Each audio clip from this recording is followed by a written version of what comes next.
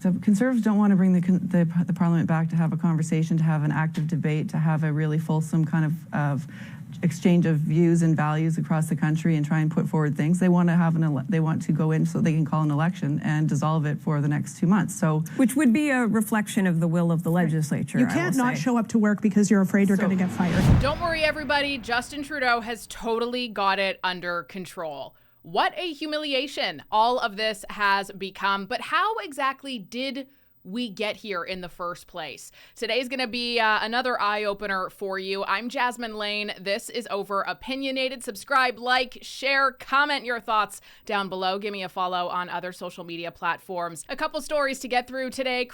Freeland, Justin Trudeau, JD Vance, also Mark Carney. Pretty big eye-opener here after he told the truth. But then everybody started saying, wait a second, that doesn't sound, that sounds like it might be against some ethics violations, some conflicts of interest. So now he's trying to lie to convince you that he didn't initially tell the truth. It's a lot. We also have the new border czar and some more signals of just some extreme corruption that we will be fact-checking for you here. I wanted to quickly throw this one at you. There is this very popular streamer who went live and went off on just how hard Canadians are taxed. Did you know, by the way, that we are one of the highest tax nations? And what exactly do we have to show for that? Ooh. I pay 57% taxes in Quebec, right? 57%. At that point, brother, when I pay the taxes, brother, you know what I want to do? I want to call the office, call the whatever, IRS, whatever, it'll give it. Say, hey man, can I talk to your superior? And say, yo, today I don't want to stream. Can you stream for me? Because clearly they deserve more than half. So they're doing more than I am. So today, how about you pull up and you stream for me? How about you pull up and do something for me, fuck? Holy man, what a joke, man, what a fucking joke, man. They can't fix the roads. I pull the car out. It's a war zone. But don't you worry, Canada. As long as you elect another Liberal government for an additional 4 years, they're now going to rescind all of those taxes that they implemented. The same ones that they've defended for years. The same ones that they villainized their opposition for saying he wanted to cut. Don't worry, guys. Trust the Liberals. But the largest interprovincial trade barrier that we have in this nation is our inability to build a pipe and to have a highly functioning rail system and port system so that each Canadian industry has reliable access day in, day out to our ports and to Canadian customers. And so, the fact that we've had policy decisions that have inhibited our ability to provide, in our case, our interest as Western Canadian energy to other Canadians is a failure.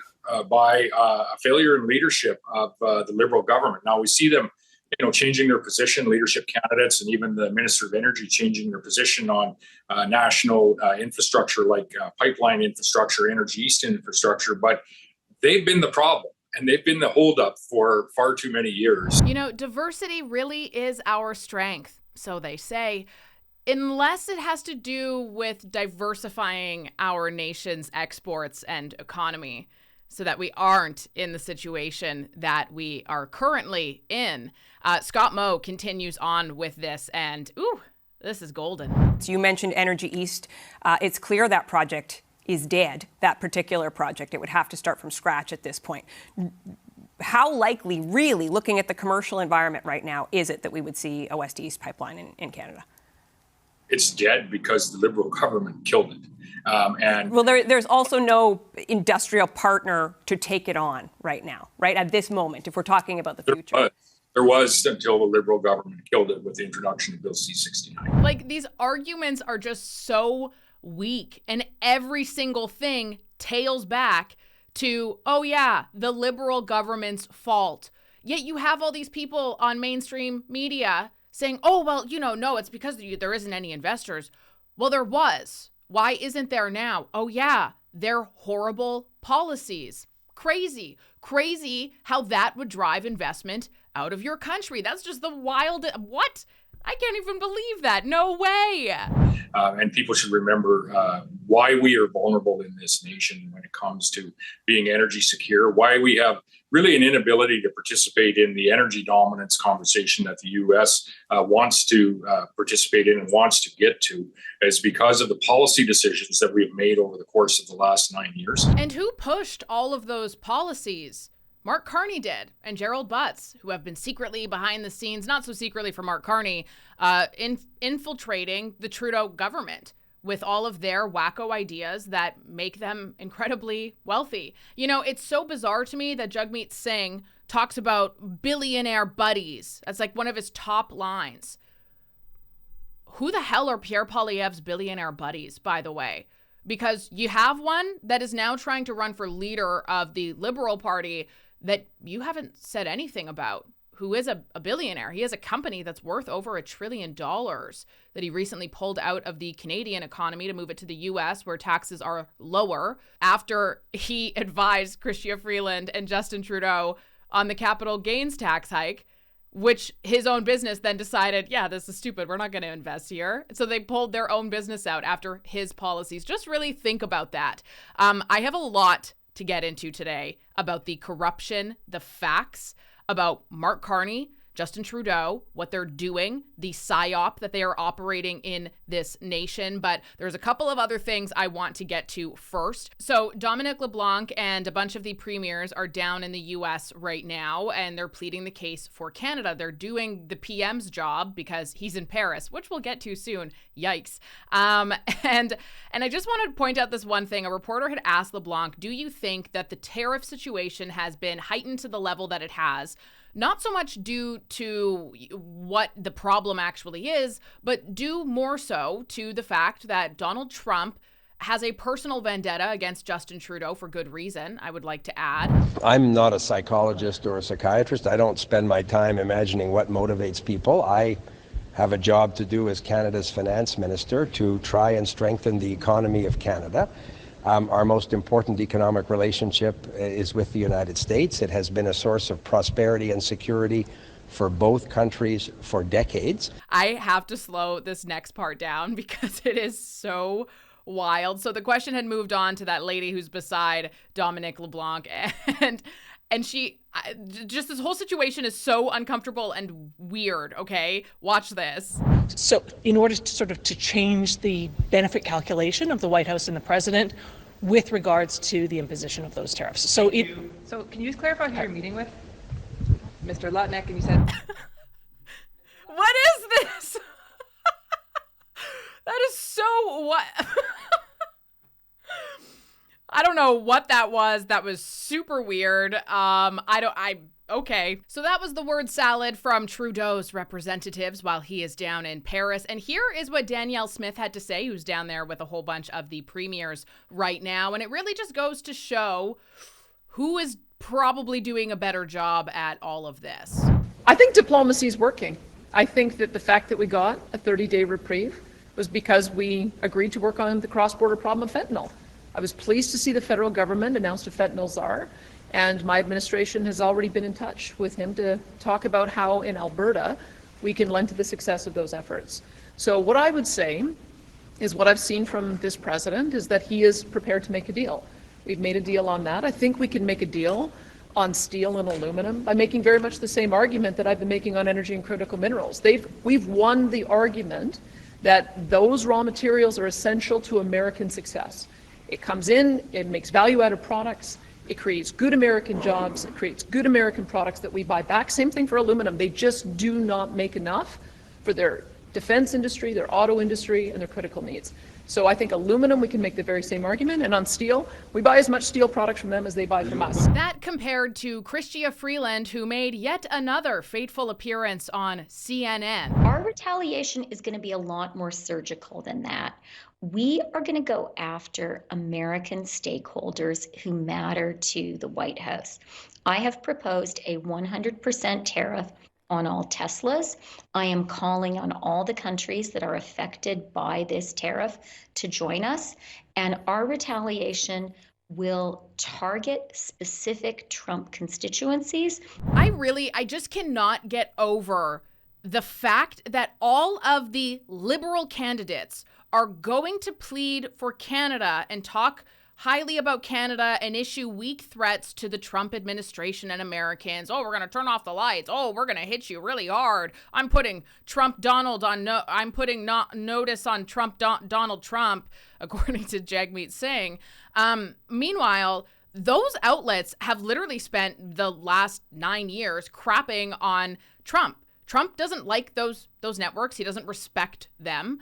Why is it that Trudeau officials are going on to those networks who have made all of their money and lost all of their views and now are losing all of their money off of smearing Donald Trump and the Republican Party? What about that makes sense? Versus Danielle Smith, who was on Fox News. She invited a Fox News crew down, a channel that Donald Trump supports, that supports Donald Trump, to plead the case for Alberta, to show what they're doing with their border, to show him, not just tell him.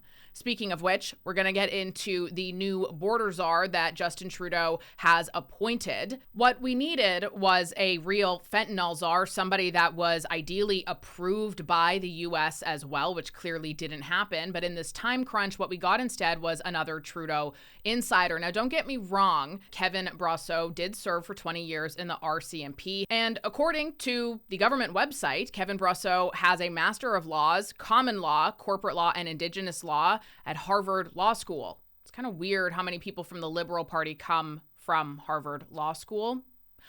He also has a Bachelor of Laws from Alberta and a Bachelor of Arts Business Administration from Alberta. His professional experience started off as a commanding officer from 2012 to 2016 for the Royal Canadian Mounted Police. Deputy Commissioner, was given a nice little promotion 2016 to 2019, and then was 2019 to 2022 the Assistant Deputy Minister, Safety and Security, Transport Canada, and since November 2022, the Associate Deputy Minister of Fisheries and Oceans. Now, yeah, that's a great resume. However, you're picking somebody who's already very much involved at the top and hasn't been doing anything about this issue the entire time. So how does that look? Like, oh, hey, you know those same people who have been failing to address this issue?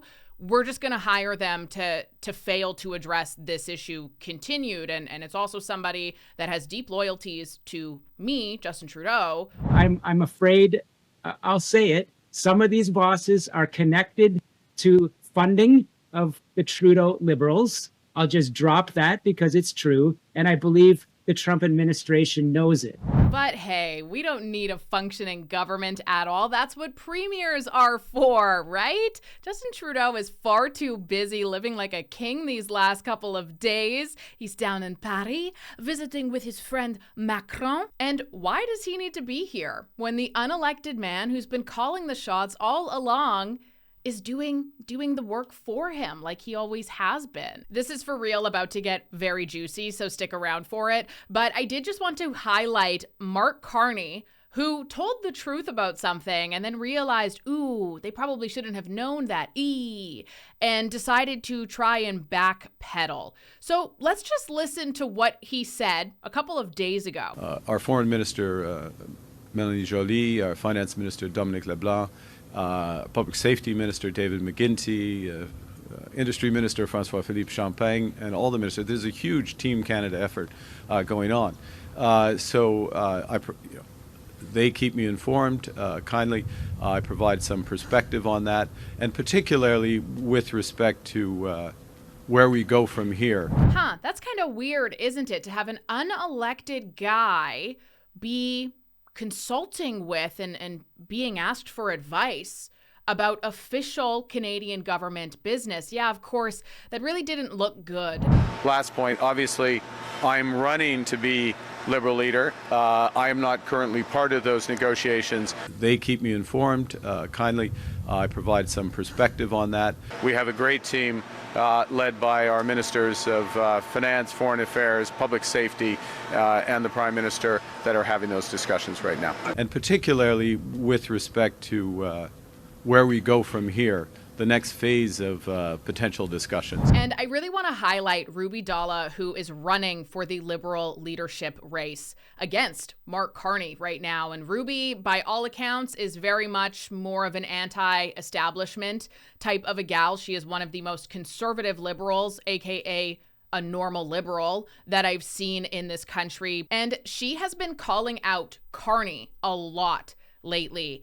If you are willing to see what is right in front of you, you will see it because it's right in front of you. But there are so many people in this country who have been so deliberately corrupted by our government, by our media, by influencers paid by our government to see a certain narrative. Back in Canada, Liberal Party leaders, including the lame duck Justin Trudeau, have come up with tons of terrible ideas that would regulate what you can say or do. As I reported for the Free Press, they want to push the limits of censorship. One proposal would fine you for saying good things about fossil fuels. Another proposal arresting people for hate crimes that have yet to be committed. The ongoing political turmoil in Canada is the only reason these things have not yet happened. But understand this, there's nothing stopping the next Liberal government from moving forward and making these proposals the law. Isn't it weird, you know, that the state-funded media, CTV, CBC, amidst many others who just don't get as large subsidies, have not said a single thing about even that quote of Mark Carney. If a conservative had said that was an outsider, that would have been all over the place. But yet they're silent. Instead, they're talking about how great Mark Carney is. So, did you ever see the graphs that show how everything went up as soon as Justin Trudeau was elected? Well, for the UK, you might as well insert Mark Carney's name where Justin Trudeau's was, and you would have the exact same result. Trudeau, Carney, same problem. Increase in poverty levels here. 150% rise in the percentage of people living under the international poverty line. Let's not forget, this guy said he saved 2 economies. 150% increase of people in poverty, and that's what he calls saving 2 economies. Watch what happened to somebody who went into his rally that just took place like 2 days ago, who had posted something disparaging. Somebody at Mark Carney's event was profiling people, I guess, going through their social media accounts and kicking them out. I'm a lawyer, so I'm not going to. We should give this traitor a good old warm welcome. Referring to a member in good standing as a traitor, despite your failure to spell a lot of these words, is not okay. We're challenging your membership, sir. And I'm asking you to leave. They have no authority to do that, by the way, to challenge somebody's membership after doing a deep dive on them, because Mark Carney isn't the prime minister. He's not even in government, but he has these cronies go, "We're challenging your membership, sir." Holy shit, dude. If you just think about that, that is happening at his rallies. He's not even in charge publicly yet.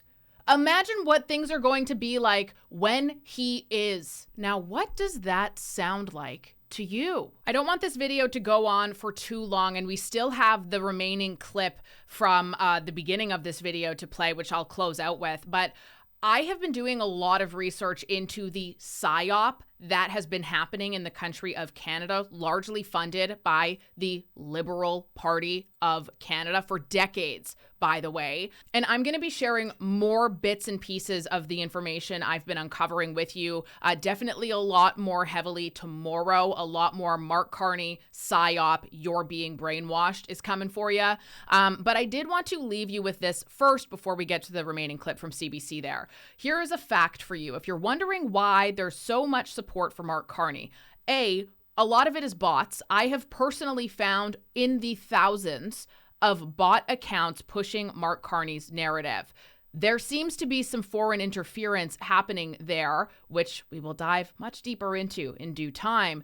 And also, fact, the Trudeau government has spent millions of dollars over the years to push their narratives. That is a fact. That's not speculation. That is a fact. During the Freedom Convoy, the government paid influencers to discredit protesters.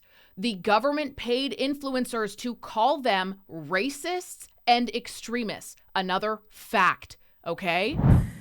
Pressures that might sort of pit us against each other. Yeah, I think it is a time to get serious about what the country should be focused on in terms of economic sovereignty. And a lot of the conversations around trade diversification should have been happening well before now. There are things that we can do to better prepare Canada, including making us more hospitable to investment and looking to be the place where countries do business.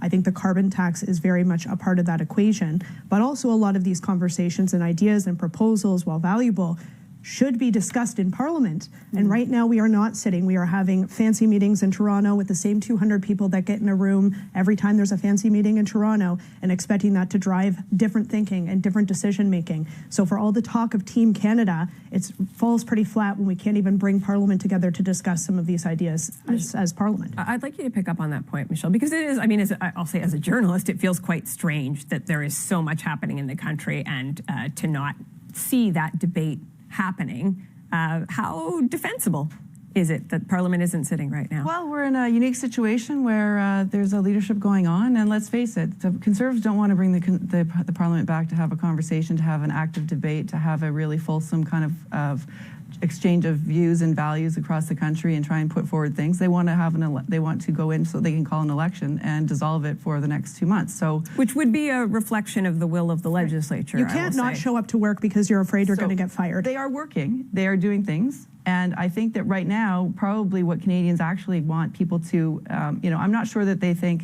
that nothing happens because the House is sitting or isn't sitting. I would suspect that most have no idea whether it is or it isn't. I don't think anyone misses question period. I'm Jasmine Lane. I really cannot wait to share with you all of the information that I have been finding. It is unreal. It's terrifying what is happening to us right under our noses, which is why it is so important for you to be awake and for you to pay attention to this stuff, to stop turning a blind eye, to stop not wanting to deal with it. You need to deal with it. That is your moral obligation as a citizen of this country. If you consider yourself to be somebody who loves Canada, who wants to see this regime end, that is your moral obligation.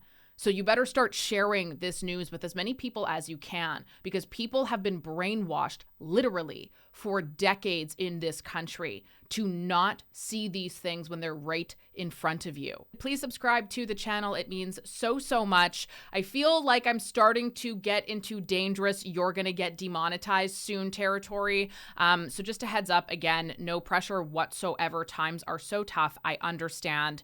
But there is a PayPal donation link in this, the description of this video, as well as in the comments, because YouTube takes a pretty big percentage of any tips that are made through the app.